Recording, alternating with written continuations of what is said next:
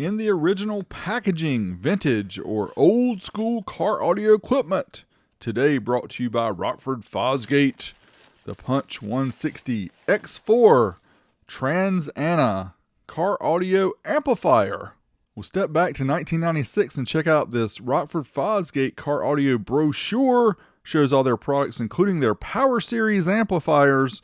And of course, recently we've shown off the Punch 50 X2 Power Series, which was their kind of cheater amp, 25 watts by 2 back in the day. And more recently, we've shown off the Punch 250 X2 Power Series.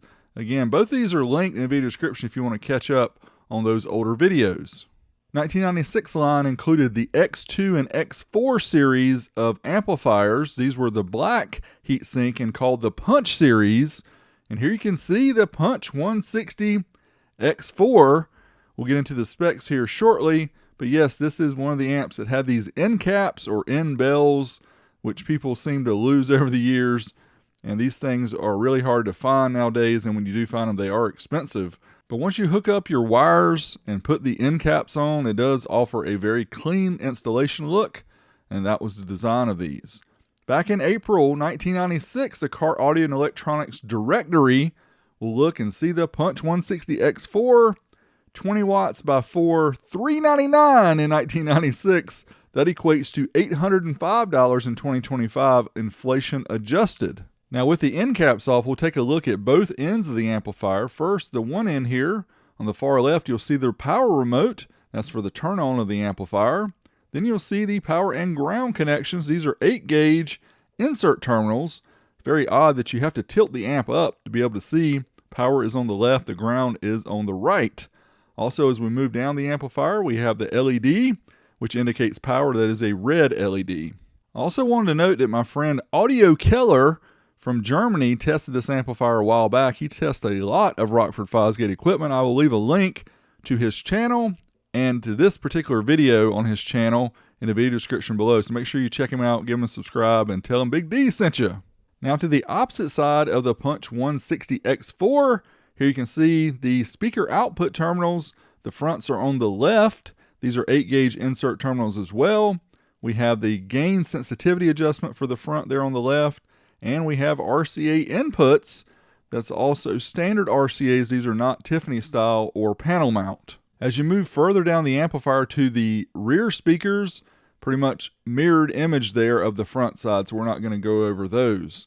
This amp does use the X cards. It has 2 of them for crossovers, which allow you to low pass, high pass, or full range. We will get into this later in the video, and I'm actually going to show you how I install these when I do the sound test. Now, as far as ratings, many of you can laugh at this. 20 by 4 at 4 ohms, 40 by 4 at 2 ohms, or 80 by 2 at 4 ohms. Literally head unit power. As far as dimensions, 12.6 by 9.6 by 2.6. That's with the end caps on. Millimeter equivalents are there as well. Now let's get this amp hooked up to the SMD, Demo Engineering Amplifier Dyno, so we can test the true power output of this amp. If you haven't seen these tests before, on the left, power output in watts. In the middle, the ohm load. On the right, the voltage of the dyno. We'll also have the remote clamp so we can estimate this amplifier's efficiency. First up, we're going to try the 4-channel test. We'll have all 4 channels hooked up to resistors. 2 of the channels are going to be hooked up to the Amp Dyno.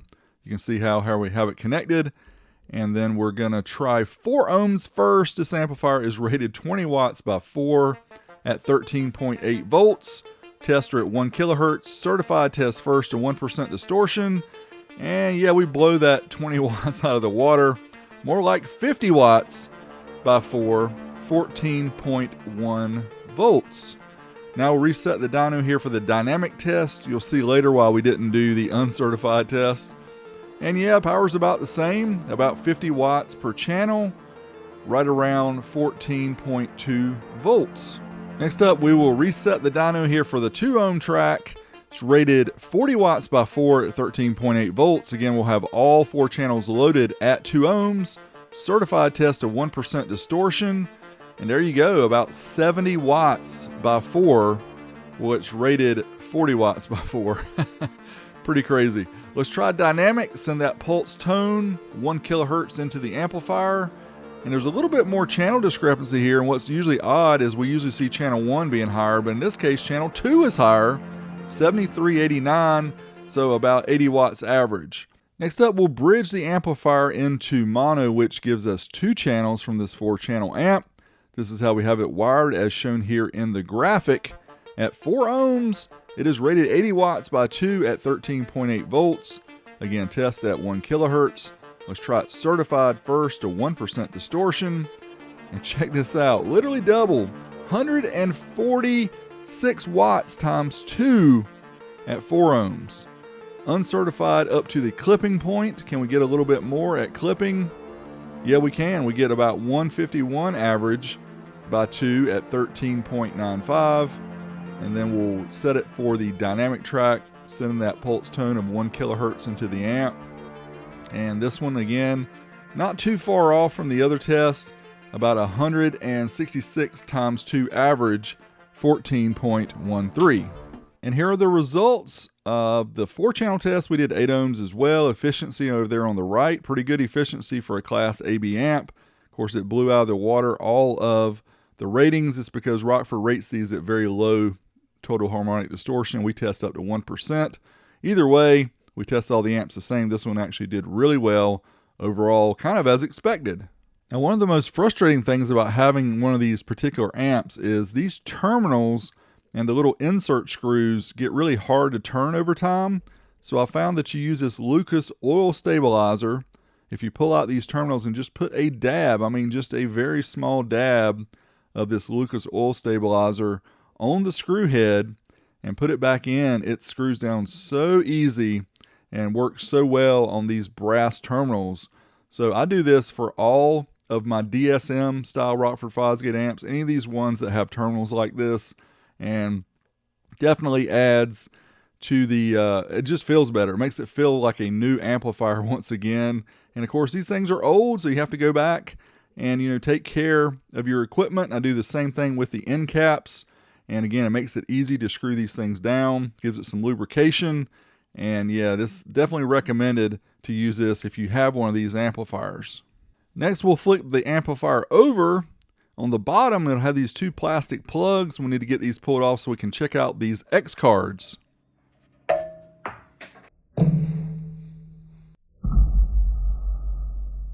You big dummy.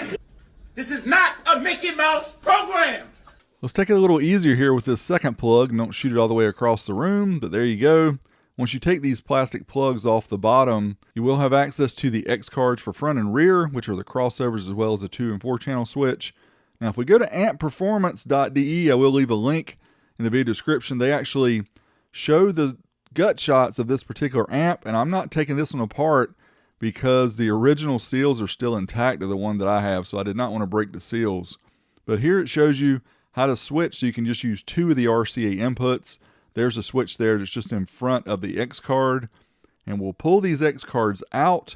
I did notice they had a little bit of corrosion on them, so I got out my isopropyl alcohol and I got out my toothbrush that I use occasionally, not for my teeth anymore, but use these to clean off electronic parts. You can see here all the connections here are nice and tidy, so we can put this back in the amp. Now, you will notice if you look at this, there's some down arrows, and this one says low pass. That's 100 hertz and down for this particular module. So I'm going to use it 100 hertz and down on the rear channels, and we flip it around, it says high pass, and that's 100 hertz and up with this particular module. So again, what I'm going to do here in order to play it back with the speakers is I'm going to put in the front section, I'm going to do high pass. So I'll have the high pass pointing up, low pass pointing down here for the rear channels, because I'm going to use the rear channel on a subwoofer, if I can talk, a subwoofer, for the, again, for the sound demo I'm going to do.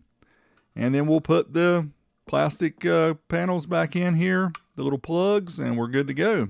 So let's get the amp hooked up.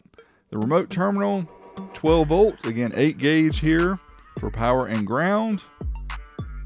And then we'll get the speakers hooked up. In this case, we're going to use an old Polk DB8 subwoofer with our trusty B&W LM1 bookshelf speaker. So let's get everything wired up here.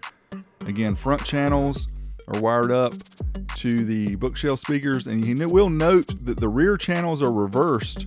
So the negative is on the left, the positive is on the right. And on the front channels, the positive is on the left, the negative is on the right. So make sure you get that correct. Make sure you get the polarity correct. So let's power the amplifier up. There you can see we have power. We'll put the end caps on one end, and then we're going to adjust the bass a little bit to see how it sounds.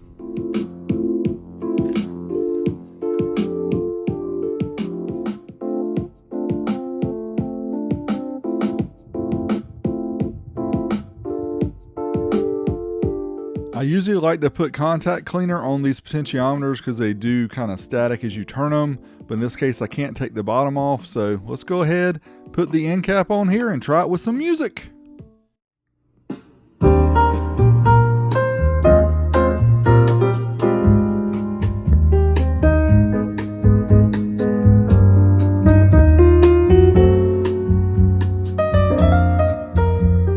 If you have on headphones, you may notice a little bit of a crackling sound from the subwoofer, and yeah, I just noticed it now too, unfortunately.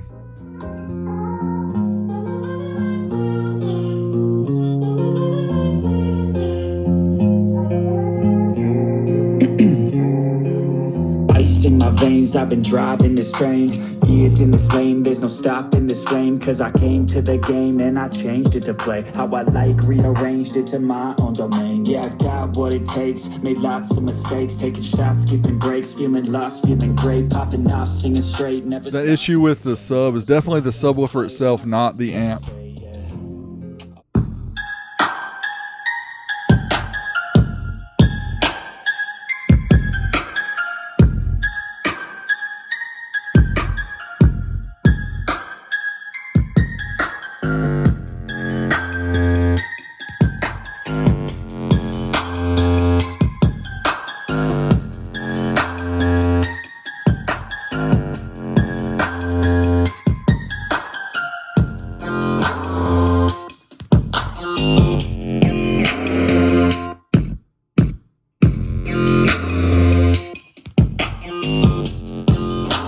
As promised, we're going to try one last test here with the amplifier. We have it bridge. We'll try it 2 ohms. It's not recommended 2 ohms bridge or 1 ohm stereo.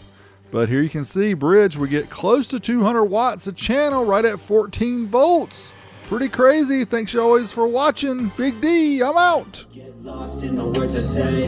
I don't push pause, no, I push play. I won't stop till I make a change.